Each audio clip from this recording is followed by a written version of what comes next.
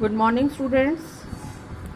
आपको मैंने last lecture में जो है लेसन 8 का विंड स्टॉर्म एंड साइक्लोन के बारे में थोड़ा सा पढ़ाया था कि साइक्लोन कैसे होते हैं, क्या इनकी स्पीड होती है, 1999 में कैसे आया था, इसकी क्या स्पीड थी।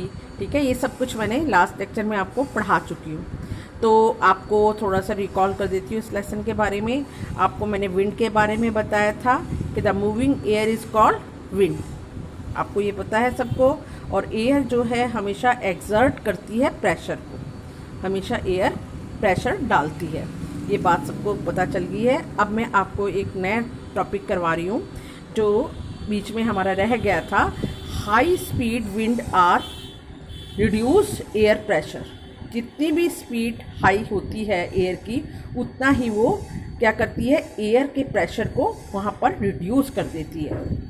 एयर प्रेशर वहाँ रिड्यूस हो जाता है जब विंड हाई स्पीड पर होती है। इसके एग्जाम्पल के लिए एक एक्टिविटी की गई है। ठीक है, इस इंसान ने, ये देखिए आप, ये क्या कर रहे हैं, एक ब्लोइंग कर रहा है, एक बॉटल के अंदर अपने मुंह से हवा छोड़ रहे हैं। ठीक है, और उन्होंने क्या किया हुआ है, crumbled a small piece of paper into a ball of size smaller than the mouth of an empty bottle. और एक छोटा सा कागज लिया, उसको क्रैम्बल्ड करके उसको निचोड़ कर उन्होंने उसको बॉल जैसा रूप धारण कर दिया उसका। और hold the empty bottle on it's side and place the paper ball just inside its mouth. और उन्होंने इस एम्प्टी बॉटल को इस तरह से पकड़ लिया है और क्या किया है, उसके मुंह पर वो बॉल रख दी है, बिल्कुल माउथ के ऊपर वो बॉल रख दी है। Now try to blow on the ball to force it into the bottle. अब कोशिश की है बॉटल को अंदर उस बॉल को जाने की। तो उन्होंने जब बॉटल को ऐसे फूंक मारी है, मुँह से हवा की है, तो आप देखोगे जैसे ही उन्होंने मुँह से हवा की है तो नेक्स्ट पेज पे आपको दिखाई देगा कि क्या हुआ है, क्या बॉल जो थी वो अंदर चली गई। हाँ, वो क्या था कि जैसे ही हमने एयर को प्रेशर डाला, जैसे ही हम एयर से प्रेशर डालेंगे तो वहाँ पर क्या होगा, जो है एयर का जो प्रेशर है वहाँ रिड्यूस हो जाएगा और बॉल जो है वो क्या होगा, ऊपर की साइड जो है आ जाएगी, मुंह की साइड जो है वो आ जाएगी। ठीक है, तो ये भी यहाँ भी दिखाया गया है, यहाँ पे इसका आंसर ये भी यहाँ पे दिखाया गया है। देखो यहाँ पर आपको, when we blow into the mouth of bottle, the air near the mouth has high speed। जब हमने मुंह से हवा छोड़ी तो उसकी स्पीड हाई हो गई एयर की। This increase the pressure there. यहाँ पे क्या किया, जिसने डिक्रीज कर दिया, सॉरी इंक्रीज की जगह में डिक्रीज बोलना है, this decrease the pressure there. वहाँ पे क्या हो गया, प्रेशर डिक्रीज हो गया। The air pressure inside the bottle is higher.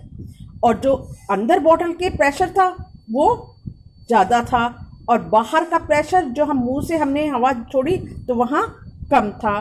The inside the bottle pushed the ball outside.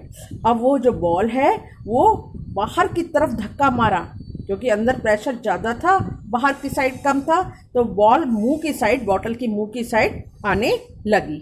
आगे बात समझ। इससे ये क्या आपको क्या साबित हुआ है, क्या आपने इसको जजमेंट की है, क्या ये जजमेंट की है कि जहाँ पर एयर की स्पीड ज़्यादा होगी वहाँ पर एयर वो रिड्यूस हो जाएगा, प्रेशर रिड्यूस हो जाएगा। आगे बात समझ। अब सेकंड एक्टिविटी भी इसी के ऊपर बेस है। यहाँ दो बैलून हैं, उनको हमने धागे से बांधा हुआ है और उन दोनों में हमने उनको भरा हुआ है हवा से। तो क्या होगा, इसके बीच में हमने मुंह से हवा ब्लो की है। हवा जैसी ब्लो की, इसके बीच में एयर क्या हो गया है, decrease the pressure here, and ये दोनों डिक्रीज होने के कारण बैलून आपस में एक दूसरे की तरफ पास आ जाएंगे।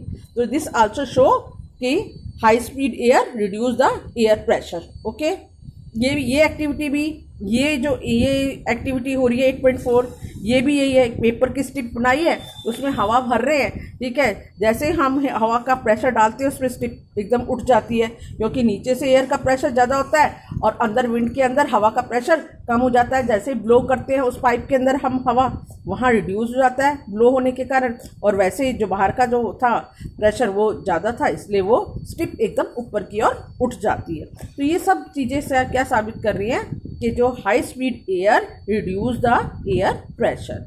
ओके, ये सब बातों से हमारे को यही साबित हुआ है। अब दूसरी क्या करैक्टर है एयर का, ये देखिए 8.3 में air expand on heating. Air जो है हमेशा गर्म होने पर एक्सपेंड होती है। एक्सपेंड मीन्स फैलती है। हमेशा हवा गर्म होने पर क्या होती है, फैलती है और ऊपर की ओर जाती है। और एक और एयर का एक और बहुत अच्छा आपको एक और प्रॉपर्टी बता रही हूँ मैं। देखो यहाँ पे मेरा जहाँ पेन है, air moves from the region, यहाँ पे देख रहे हैं आप, the region where the air pressure is high to the region where the pressure is low. Air जो है हमेशा किस ओर मूव करती है, high pressure to lower pressure.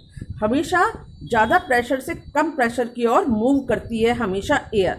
जहाँ ज़्यादा प्रेशर होगा उससे किस ओर जाएगी, जहाँ एयर प्रेशर कम होगा। आगे अंडरस्टैंड। अच्छा, आपको अब ये भी बात बता दी है मैंने कि एयर गर्म होने पर फैलती है, ये बात भी सबको समझ आ गई है। अब इसके लिए भी इन्होंने एक एक्टिविटी की है कि हाँ, कि ये कैसे साबित होगा भी एयर गर्म होने पर फैलती है। हमने क्या किया, एक बीकर लिया, बीकर के अंदर ये ट्यूब है, उसके ऊपर हमने एक बैलून लगाया हुआ है, ठीक है।